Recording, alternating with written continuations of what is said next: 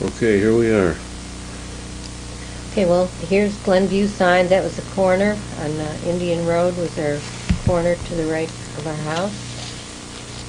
And there the kids are hamming it up by the mailbox there, which has a little story all its own because Charlie dropped a teddy bear in it once and the mailman said he was guilty of a federal offense. The bear's name was Brownie Tag, but the mailman did give it back to him. It's our beautiful house. Yeah. Thanksgiving, 1966. Another little built-in was that board there. Oh, was that part of the house? Yep. Yeah, I'd forgotten that. The turkey decoration. George and Mary Ann and Charlotte. And the turkey.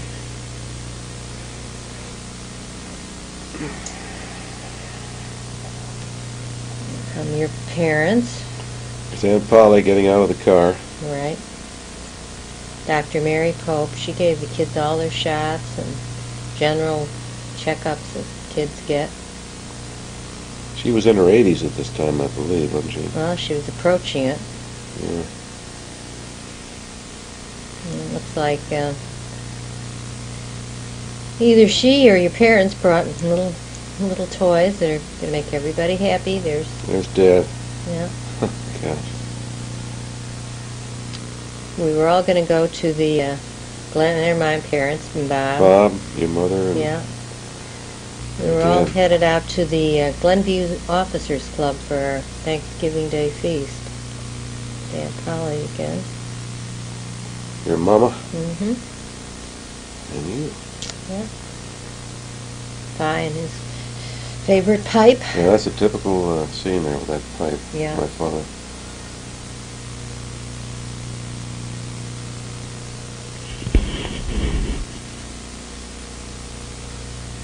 Mary Ann certainly loved my mother. Yeah. They had a very close relationship. There's Bob, your brother. Yeah. And still that little picture that's on the wall there was painted by your relative. Okay. And here's the lamented late Naval Air Station. It was a great place. Sorry to lose it. Yeah, It's all shut down now. Casualty of the demobilization. we had some happy times there in the Officers Club, and George was not too happy and excited about it. He went to a nursery school there when I substitute taught sometimes. And we went out there and watched airplanes, a little imagining how they'd play a part in our lives many years later. The Great Carver. Yeah. That was the weekend after Thanksgiving that Yeah. we wanted to have a turkey at our house for the... So a lot of these scenes are not actually Thanksgiving, they're in the autumn. Yeah, but they're right the immediate time around Yeah, the immediate Thanksgiving. time, yes. Our famous couch. First real piano action.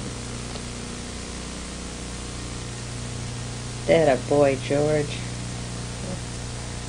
George learned to play one song, Sting. Yeah. And he played it well, too. Well, just yeah, like, but that was when he was older. When he was little, he was in recitals and everything. yeah. Charlie's the one who lasted with the piano. Right. Except he didn't want the lessons when he was little, and he didn't have them until he was No. older. That's right. Mary The late Ann. one, Mary Ann. Mhm. Yeah. He had nice finger action there. Uh-huh. Yeah. It was pre-lesson time, so, but yeah, she did have a touch for it. Your hands are lying there flat. Mm-hmm.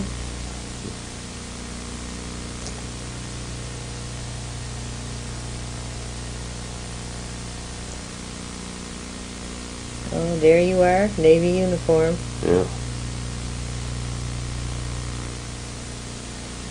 So we've already been to Newport, Rhode Island, I think, at the time of this. That's right. And I've been indoctrinated back into the Navy.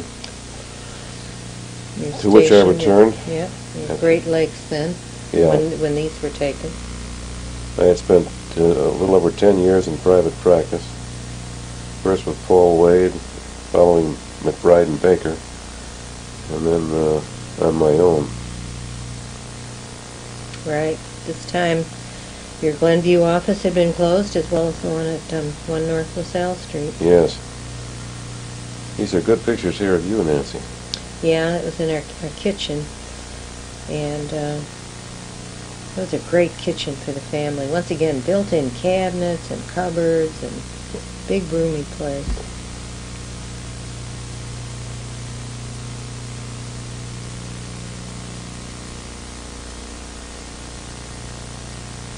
Those little plastic cups you see, I think there's a blue one on the table, and Marion had the red.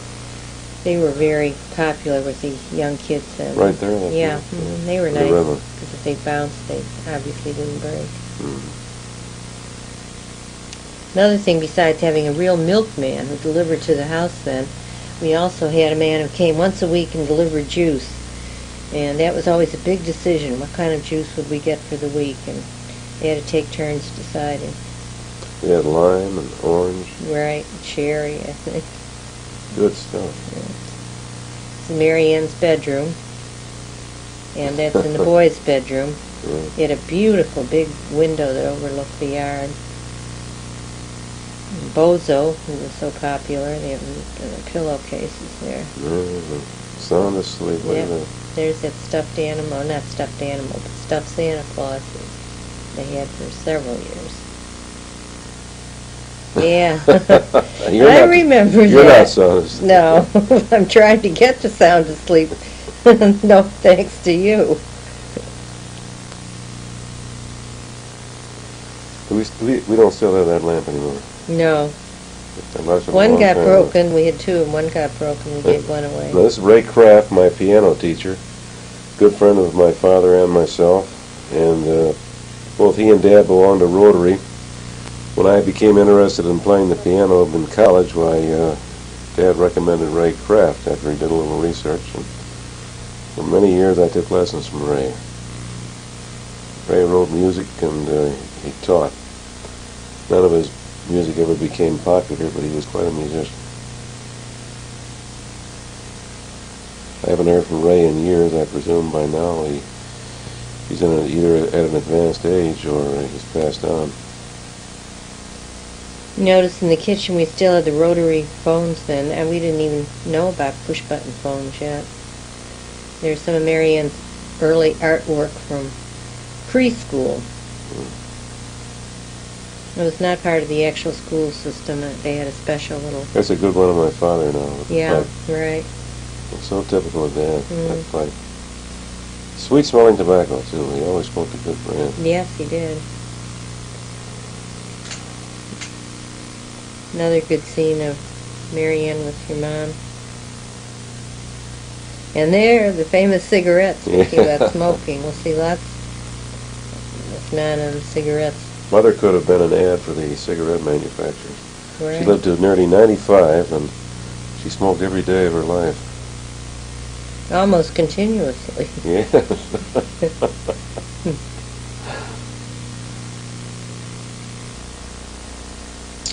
Nighty Night, Mary Ann. That was that famous English nanny that's been made into a movie. Mary Poppins? Yeah, Mary Poppins style. Uh-huh.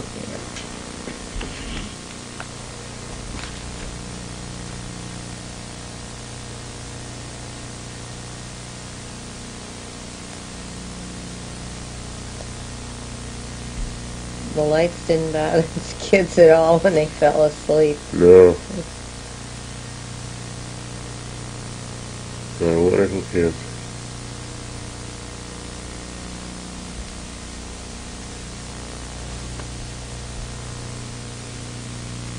And they're watching television, and it's back in the den.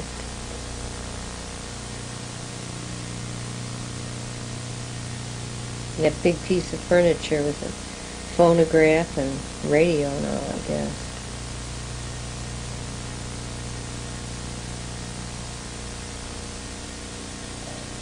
Church time.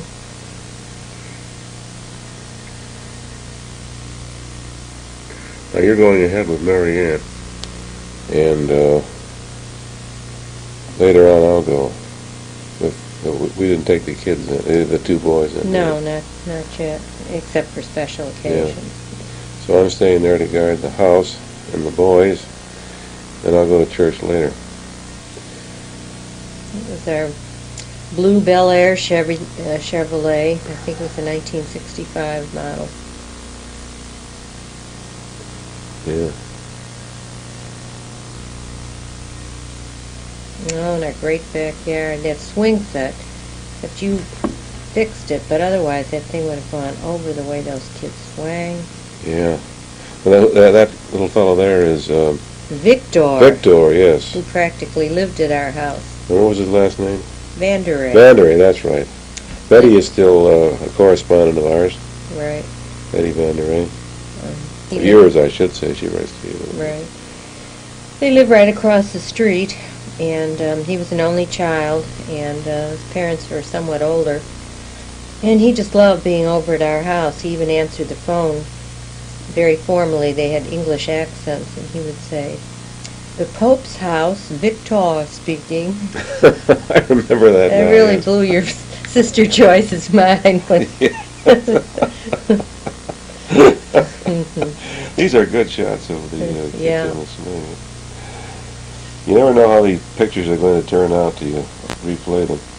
So we were lucky with some of these shots. They really turned out well. No, that's not our dog. It was the neighbor's dog right next door is where the kids are. Yeah. And somehow I remember, I can't think of the neighbor's name, but I remember the dog's name was Zachary. And the kids Zachary. were really wanting a dog at this point, and shortly Prince Yes. came to our family. Wonderful Prince. Marvelous Prince. Yeah. I do, George. There you are, cleaning the leaves out of the gutter.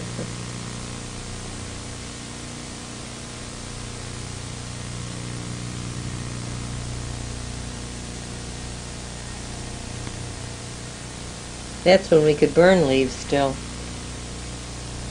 We used to have those big bonfires. Yeah.